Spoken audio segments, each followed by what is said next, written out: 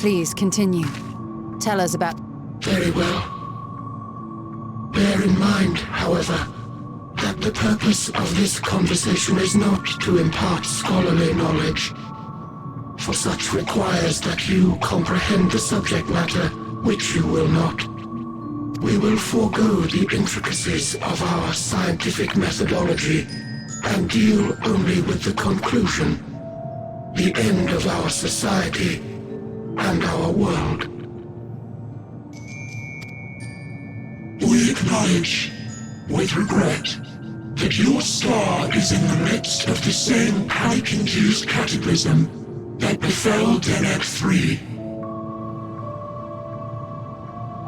As such, in order to avoid causing undue distress, we will refrain from explicitly stating how much time you have remaining.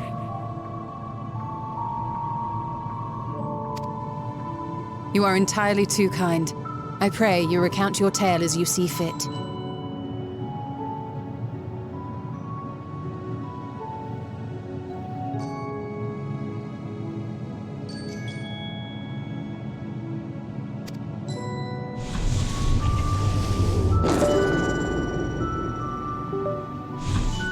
In the beginning, the universe was but a tiny particle. Then suddenly, this particle began to expand. Having remained entirely in the bounds of your star, the phenomenon may be difficult for your kind to grasp. But this expansion has since continued unabated.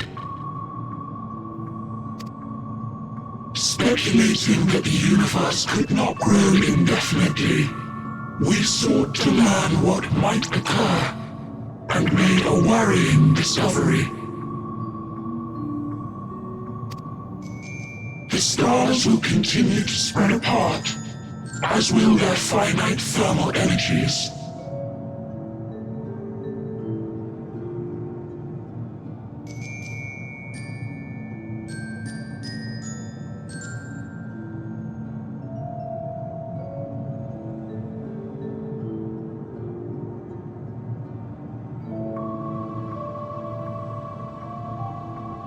Eventually, all heavenly bodies will grow cold and freeze. No new stars will be born, and the universe will enter into an eternal ice age.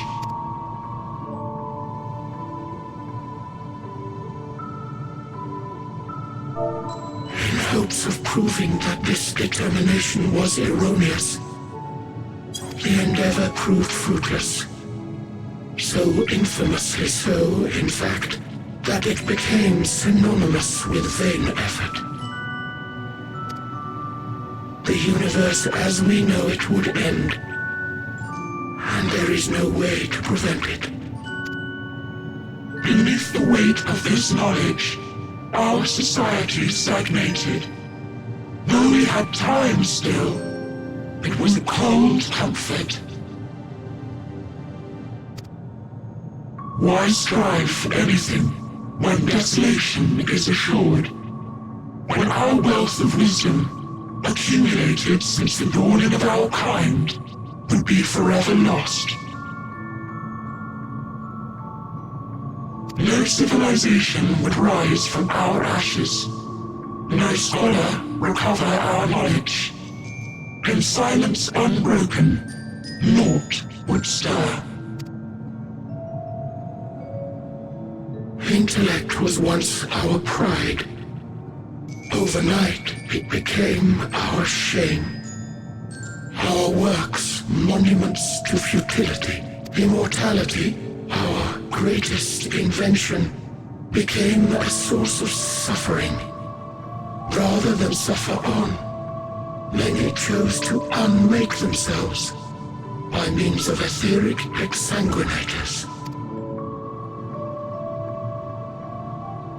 Etched upon these stones are the testaments of such souls, though many left no words at all, thinking it a pointless gesture.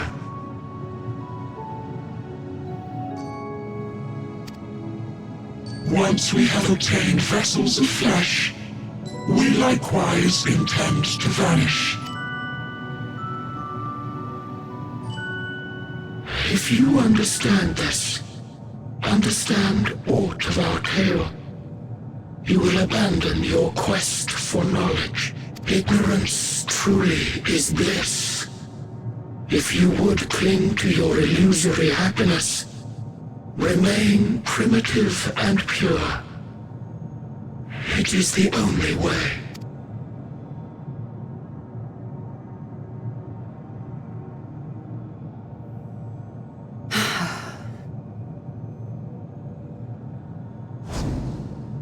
So that's your story. While I appreciate your advice, I will not heed it, convinced though you may be of this truth. It is yours, and not mine. Indeed, truth, I have ever believed, is in the eye of the beholder. Are you suggesting that we have reached a faulty conclusion? That our science failed us? Hardly. As you yourself said, the subject matter is beyond my comprehension. And that, I accept, is true. I do not possess the knowledge to prove or disprove your conclusion. In my mortal years, I doubt I could even approach the wisdom of the air. But of one thing am I absolutely certain. I would not be happier in ignorance. Y'shtola, no! You mustn't!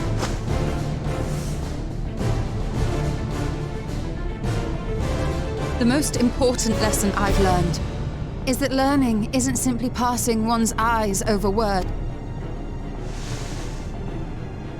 Nay, 'tis when understood for oneself that knowledge attains its true value.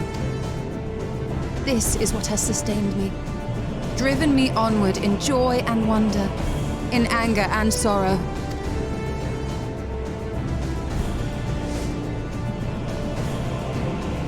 The universe may end, and all may be for naught. But I will live as I always have. I will always seek out new knowledge. And no conclusion of yours, no matter how grim, can dampen my desire.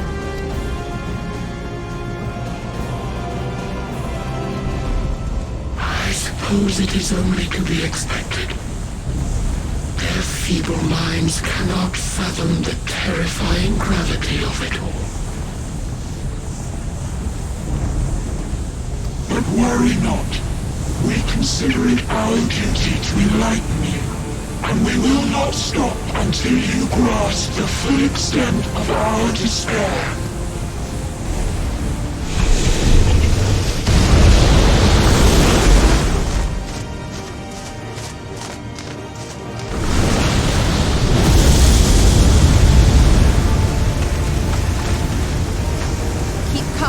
Listen well. Though my body will soon dissipate, there may be a way to restore it. Asm's magic. So long as our souls remain, you can use it to summon us back. But you mustn't, for it would mean losing our way forward. This I only reveal so that you can promise not to invoke the magic. We came here knowing what victory may cost. So press on, and do not look back.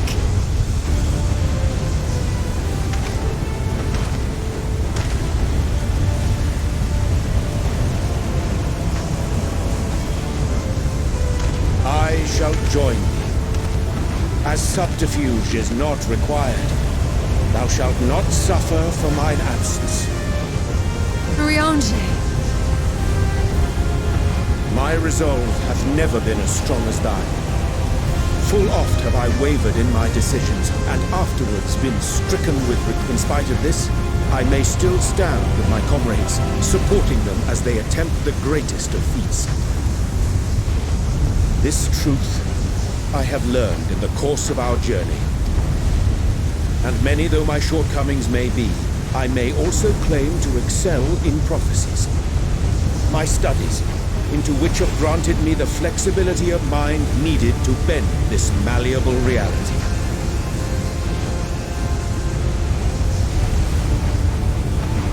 Thus shall I hope that thou mayest have the strength to resist, and our comrades the strength to continue.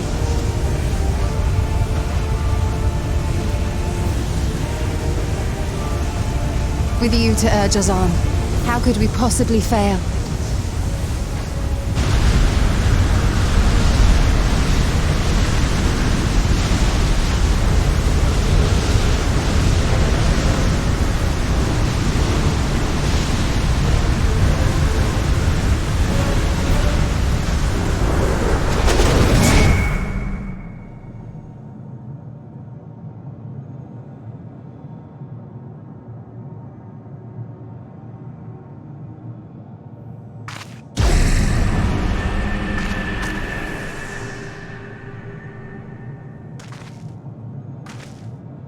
What's this? An extinguished civilization.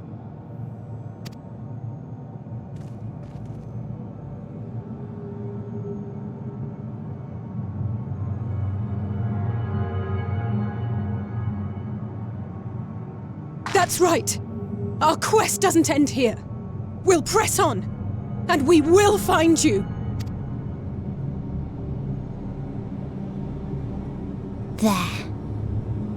That's where you'll find me.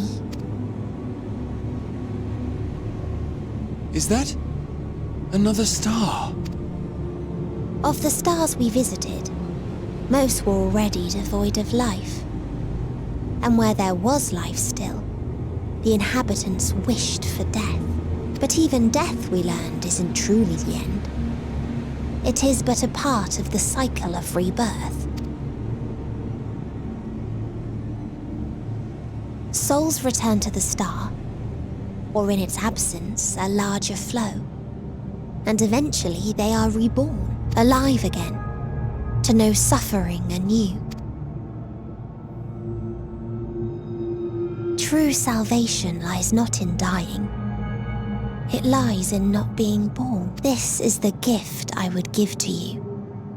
To all life on beautiful Aetheris. To that end, we created an egg wherein life cannot quicken. That dead sun.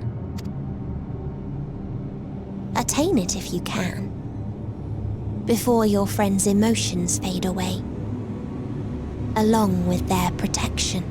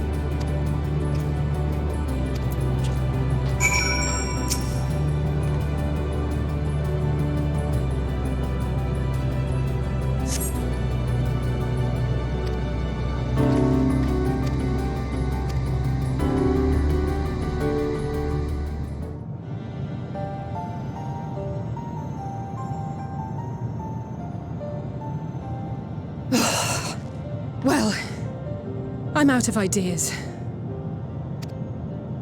As am I. Operating such consoles is trying enough. But if we can't even activate it?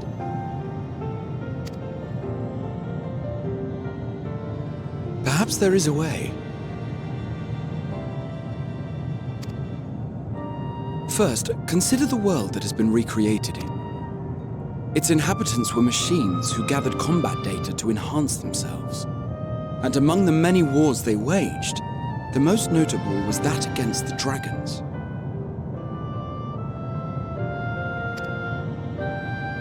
As you've doubtless surmised, I believe this was the homeworld of Omega. Sid built a jamming device to defeat it, a device which generated massive bursts of lightning, its sole weakness. That's all well and good, but what does that... Wait. As a matter of fact, I am. Ask yourselves this. Why would an entity as puissant as Omega not be designed to suppress the effects of lightning? Because it relies upon it. My thoughts exactly. And there is a good chance the same is true of the Omicrons and their So, shall I cast caution to the wind and try something reckless and dramatic?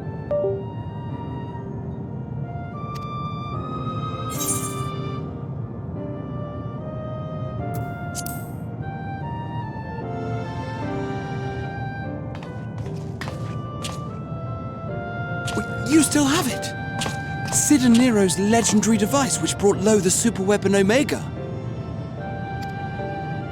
Wait, the actual device was much too big to lug around, so you must only have the control module. And there I was getting all excited. Never mind. An old-fashioned spell will suffice.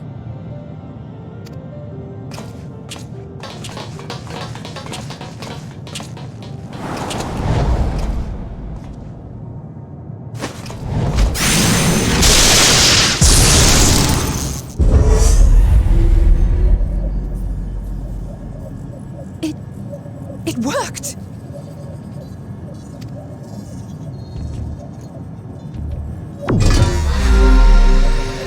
Open information to Communications Module 1. Connection established. Transmission. Strategic Matrix Signal 1 now online. As a primary strategic matrix, you may address me as Sir. Checking for new communications. None found. All units, please maintain current state. End transmission. Wait! We have questions for you. Of late, no mission orders have been issued. Why not? Has there been some manner of trouble? Reply. The Extended Operations Unit is yet to determine guidelines for future assignments. All strategies are calculated, devised, and actioned in accordance with said guidelines. In the interim, all citizens are directed to maintain a state of combat readiness. End reply. Awaiting query.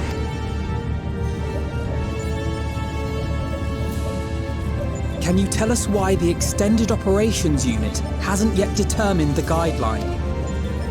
Unable to comply. Information unavailable or access restricted.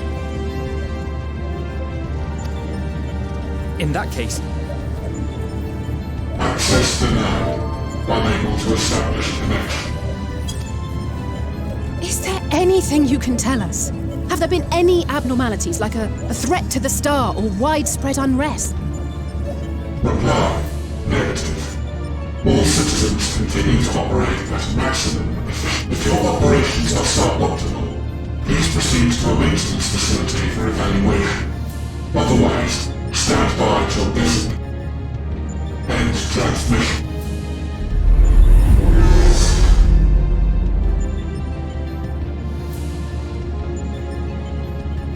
I could activate it again, but I doubt it would be productive. If all the Omicrons really were running as efficiently as it claimed, then I doubt they were hoping for life here to end. As this Sir told us, there just haven't been any new instructions, and everyone is standing by. should be standing by at any rate.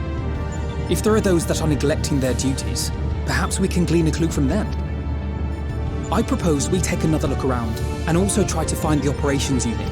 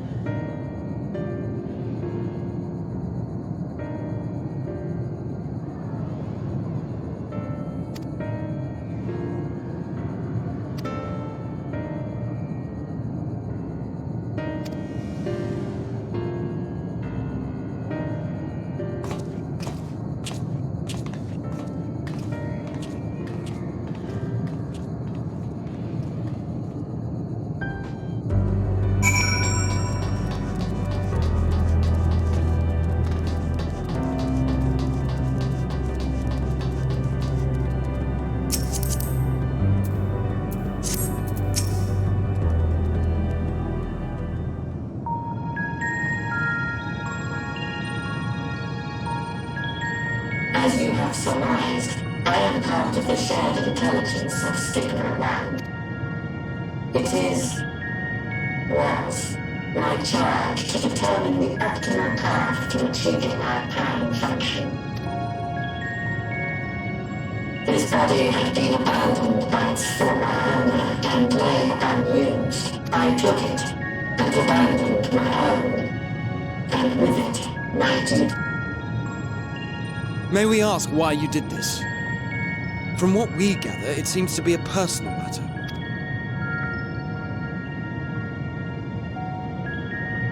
Our pride did not always look as we do now. Long ago, we possessed frail and feeble bodies. Beleaguered by stronger races, our ancestors took to augmenting their flesh in order to defend themselves. What began with limited parts eventually spread to the whole body, and at last, a means was discovered to convert the mind into data, rendering even the brain obsolete. Such complete mechanical beings were called the Omicrons, and by their might, we came to reign supreme over the star.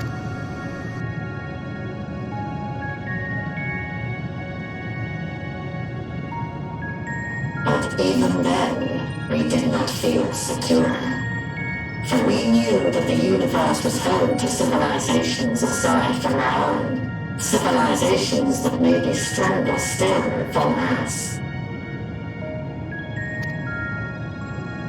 Rather than risk becoming the subjugated, we chose to become the subjugator.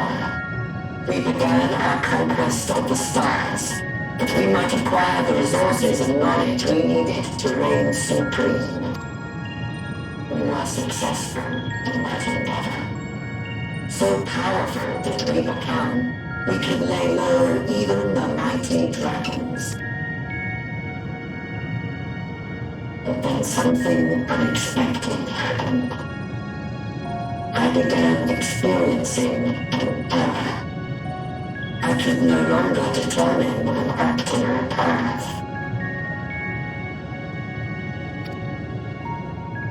You were malfunctioning. I performed numerous full system scans, each time finding no issues. Yet the error persisted. It was then that I speculated. What could happen if we grew so powerful as to have no equal?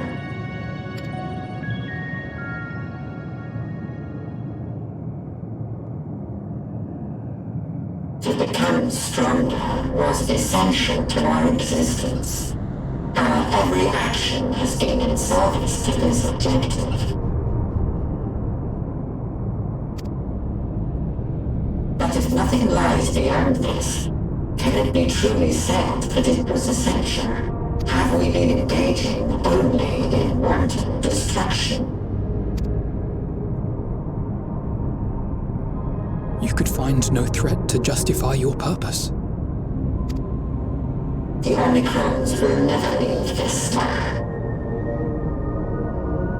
They will stand by until their reserves of energy is spent, for I have no path to offer them.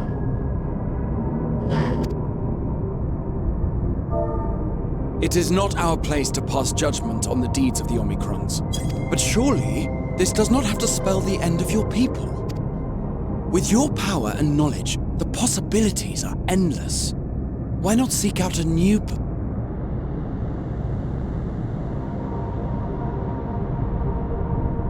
That is impossible. In the beginning, we had a higher purpose than our pursuit of power. But we lost sight of it when we so irrevocably altered our fundamental forms.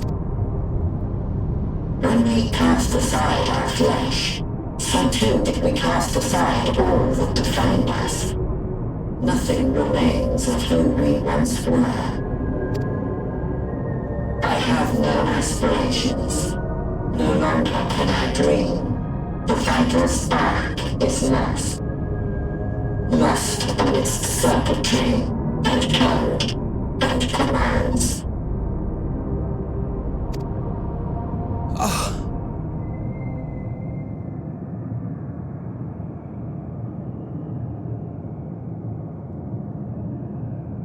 I believe I know how to overcome this despair. The words are ready in my mind, but ere I speak...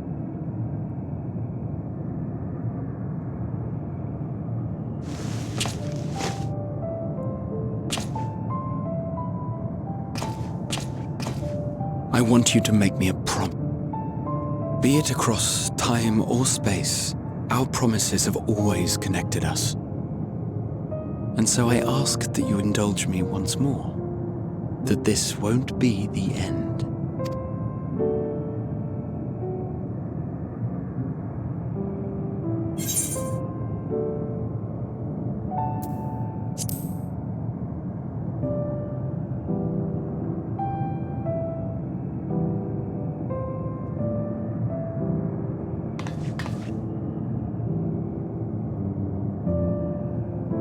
Is that so?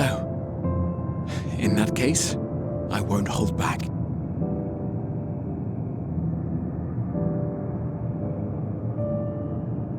First, I want to visit Ishgard with you, properly.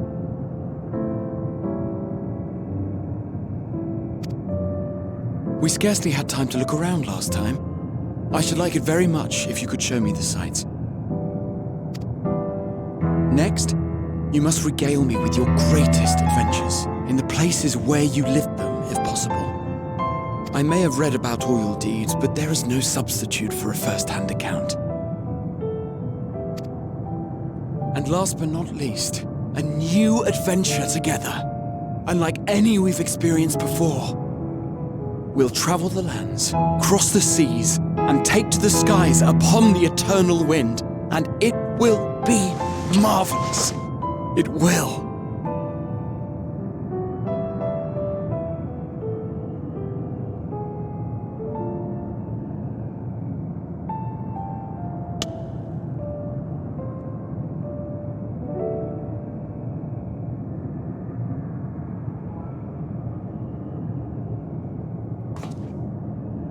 If you would humor me a moment. When we awaken each morning, how can we prove that we're the same individual who retired the night before? Through the remembrance of past events, we might say. We have our memories, yet there are times when we forget or recall incorrectly.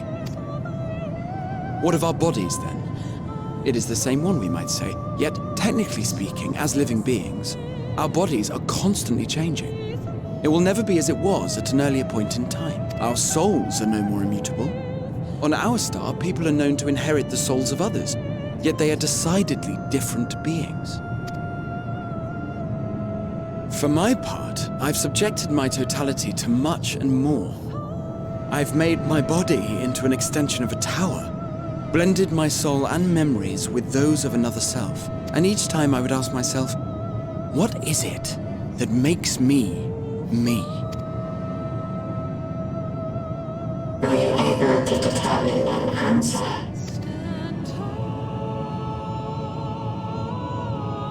No. So I posit this. Who we were need not prescribe what we now hold in our hearts. Whatever came before, what matters most is the present. For me, that is being here with my friends, full proud of how much we've grown together.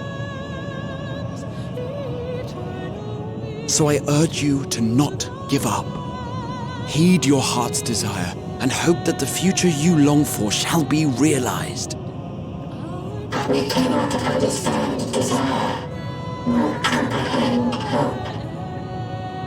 We do not know how to create such things. We are not unalike, you and I.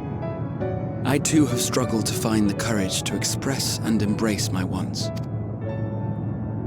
If you like, I will tell you a tale. A tale of a world on the brink, of a people who never gave up on the future, of a man who realized his grandest dreams and then awakened to a grander reality.